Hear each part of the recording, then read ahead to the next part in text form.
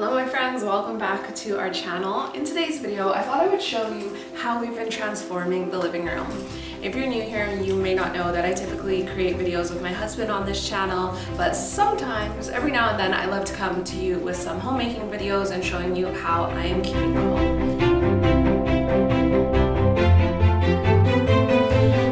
It has been a journey to assess what my personal style is and then also seeing how that functions with my husband's personal style. And I think we finally hit the nail on the head with how we want to design the interior of our house, and we've been slowly executing it over the last few months. So there's still quite a bit to do, but I thought I would show you what we have done so far. First being the living room. So I'm gonna take you over to this corner right here and I can show you some of the bits that I've picked up and let you know what I plan on doing from here. So over in this corner right here, you can see that we've got a steamer trunk and then a suitcase and then this record player. Now I bought this record player for Paul 3 years ago, and to be honest, I wish I didn't buy it because I knew at the moment of buying it that I didn't like the color of it. So I've actually just painted it. Now I'm going to bring you in a little bit closer and I will show you an up close and personal view of what we've got going on in the corner here. But I did want you to see how I have stacked everything, and I also wanted to show you what we will be popping up on the wall just right here. I think this is what we're going to pop on the wall. I just bought some command strips, but it's some gangster, I think Al Capone or something like that. I will be popping that right there. But let me show you a close-up look of what we've got going on. So this trunk here I picked up at a local antique shop, and just as I was buying it, she was saying how there is going to be a Harry Potter exhibition, I think in London, and they were looking for 300 trunks like this, and her dad does the sourcing and then she works in the shop of her antique shop. And her dad had just found this one, so I put some money down on it and then got Paul to come back and pick it up. Now the next thing that I have stacked here is just this suitcase. Now we have zero storage in this house. I seriously mean we don't even have one closet. Well, we have one closet. And so with that, you have to get crafty at how you store things. So even though it's not ideal to keep things in here, maybe this is where I'll keep paperwork or DVDs or things like that. So I've got a suitcase here. It looks nice but can also serve some purpose. Then I've got that record player that actually does work. I just didn't like the color of it. So the next thing that we'll be looking for at the antique shop is a record holder and then start sourcing some records. And then this guy we picked up in York, which I don't think we referred to in our York vlog, but we picked up one of these and then I'll show you the other one when we get over there of what we picked up. Now this decanter here, well, I'm jumping ahead of myself. This mirror right here was actually in Paul's old bedroom from his parents, and I just painted it white. And then this decanter here, I actually picked up at a car boot sale, I think last year actually. And then this candle right here, I picked up, well, Paul picked up actually in York, and this was made from a York-based ceramicist, and the scent is just specific, bespoke, created for 2021. So that's really nice. Every time we light it, it reminds us of that. Then I have this magnifying glass from HomeSense. I worked with them, not this Christmas that has just gone, the Christmas before. And then that's what I've got styled over here. This I believe was £3 from Poundland, and it's nice to have some tea light candles in there to really set the atmosphere. And then this orchid. So I've recently got into orchids, and I'll tell you why in a second when I move over to this next section of the room. But I didn't really like orchids before. Now I am orchid mad. Now this orchid had almost died, was on its last legs, and one of my clients, she has a flower shop, and she was like, if you want to take it, you can take it. I can't sell it. And now it is the one orchid in the house that is absolutely thriving. The rest of them are just, it's a learned skill for sure. Anyways, let's move on to this next section of the room, and I'll show you how I have styled some of the things that you may have seen in some recent videos. Okay, so you definitely would have seen some videos recently showing that we picked up these prints from the Musée Home and from the poster store. I think that it really has a timeless and classic vibe in here without feeling too stuffy. I'm not trying to make our home like a stately home. It is not that, but we definitely are trying to have more of a gentleman, elegant lady vibe in the house. Now I'm gonna just zoom you in 1 second and you'll see how I've arranged some of the things here. Some of them are sentimental, some of them are new, so let's take a look. So you would have recently seen a video where I showed you how I arranged some store-bought flowers in a little bit more of an elegant way. And as you can see now, these flowers are starting to wilt. They're starting to open up in a little bit more of a unique way. And I just think it brings your store-bought flowers to life, especially if you don't have the budget to see a florist every single week. Now, I picked up these candle holders, that's what they're called, right? I picked them up at the same antique shop that I got the steamer trunk. And then we've just got this picture of Paul right here. What a little cutie, right? And then, now I can't remember if I got this from B&M or if I brought it with me from Canada. It's just some antlers. And then obviously I've got the second candle holder. These matches move around the house, they're not always here. And then I've got just this anchor, which I love because Bristol is a harbor city, and I think I just got this from Poundland. All right, so on this shelf here, we've got a few sentimental things and a few new things. So this is actually new, it's not crystal. You can tell it's kind of cheap the minute that you pick it up because it is so light. But I did get this for Paul for our anniversary with some whiskey. But I still think it looks really, really nice. And then this stack of books, some of these are books from when Paul was a baby. I think this Beatrix Potter one he got when he was christened. And then this little Spitfire is from his granddad who recently just passed. So that's really special to him. Now these books are from Paul's uncle who has recently passed, so that is really special to him, and I actually think they're just on loan. I don't think that they're ours to keep. And then I believe this is from when Paul was a little kid. It's just a little piggy bank. And then this light bulb, which I think is just a nice little touch to it, and I believe this was £1 at Poundland. Now on the last shelf here, it's a little bit morbid, but let's just get these things out of the way. You can see that we've got a picture of Paul and I in Bath. This was the first time I came over here to England. And then if you take a look in this last section, you can see there is a urn here, which is from my first dog, Oscar. And it's one of these things that when he passed, I got asked if I wanted to put him in an urn, and then I got this one made. And then when I moved to the UK, it was like, well, what do I do with it now? So I brought him with me, and when our other two pass, they will be going in here as well. Now remember that little figurine I showed you? Well, we did get one of the Queen as well, and I think it's just a nice touch to the living room.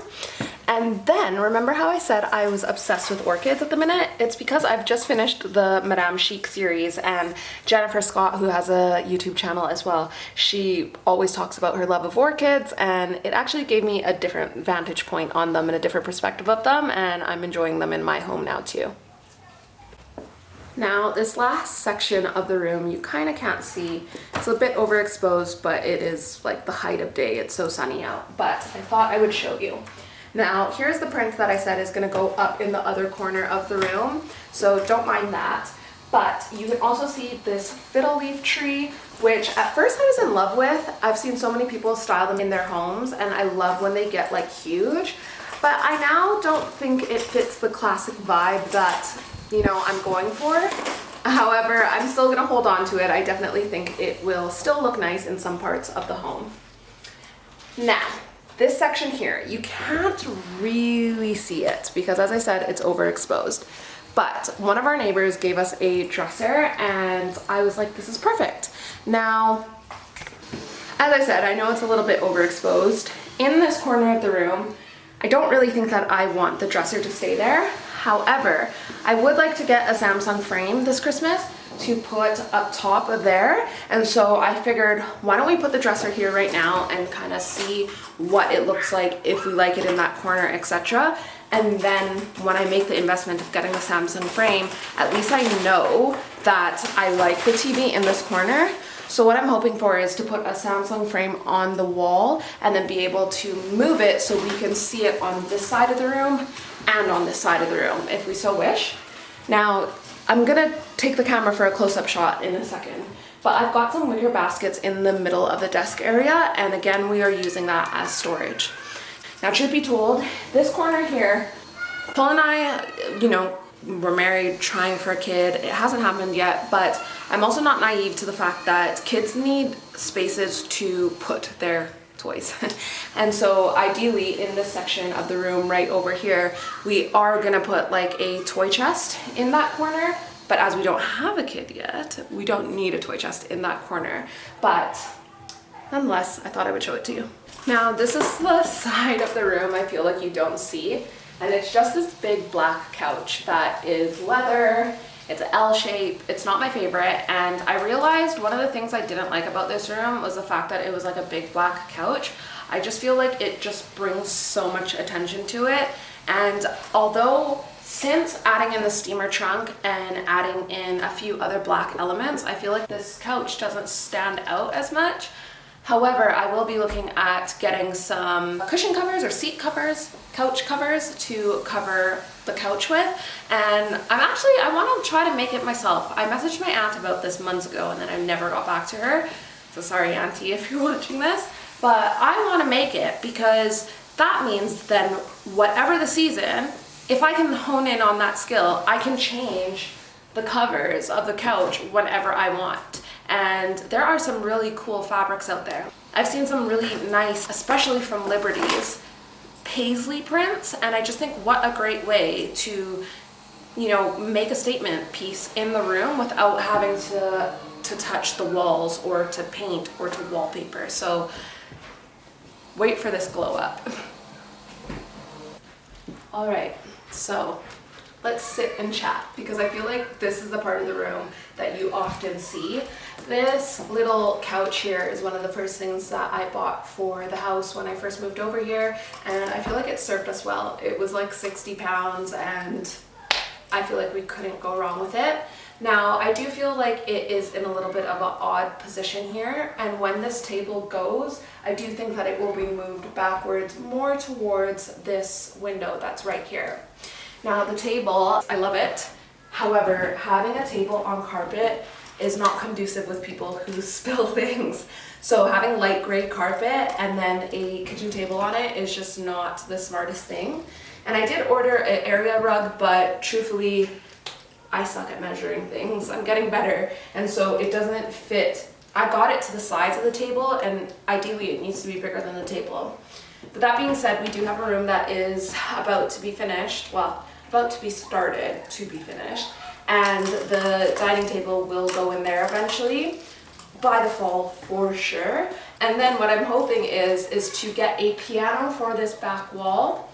This chair will be, you know, over here, and I don't know what we're going to put in this corner here, but I'm sure I'll think of something. Now up here I've just got a few knickknacks. That bit of pottery on the end is actually one of the jugs that we made when we were getting married. This lantern that is right here is just from Poundland actually. And then this piece of china I picked up from a thrift shop, and I just think it's so nice. And then I've got this candle, which you would have seen in my fudge video, I believe.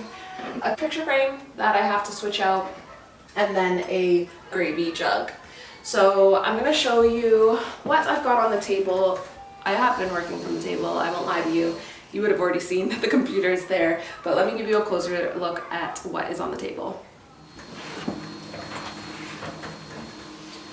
All right, welcome to my office when it is 1,001 degrees upstairs. So it is currently 32 degrees outside, and upstairs it's probably 40. So I've been working from the kitchen table, but I have been keeping this little mirrored tray on the table for quite some time now. I picked this mirrored tray up at HomeSense when I was working with them 2 years ago, or almost 2 years ago, and I had it upstairs for the longest time, but now I'm absolutely loving it on this table. I'm loving the mixture of like natural products in the home, or natural textures, but then with a little bit of silver and a little bit of gold, because I just think that then not one thing feels like it's standing out, and you can have more of an eclectic vibe but still a elegant vibe, in my opinion.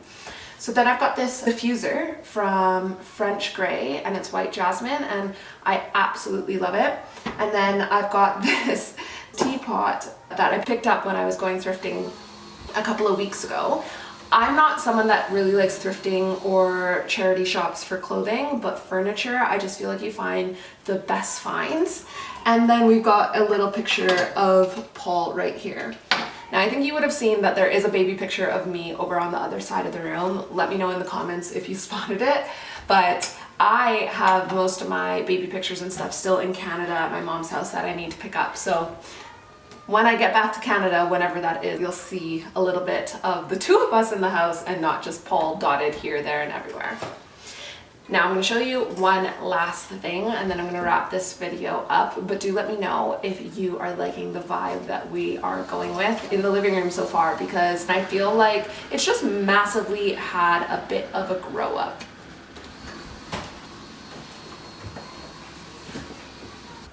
So last but not least, I wanted to show you this print because you would have seen it in another video, but it's just that one from the Musée home that I think I want to put right here. But I truly need your advice because this print, shall it go in the middle of the radiator or should it go in the middle of the wall? Because the radiator isn't in the middle of the wall and now everything just seems a little bit wonky. So I can't wait to put this up here. But let me know, what should I measure it to? Should I measure it to the middle of the wall or the middle of the radiator? Anyways, my friends, that is it for this video. Please come back and see the updates that we make, especially when this table gets out of this room and hopefully once I have a new piano. Thank you so much for watching. I hope to see you in our next video. Bye.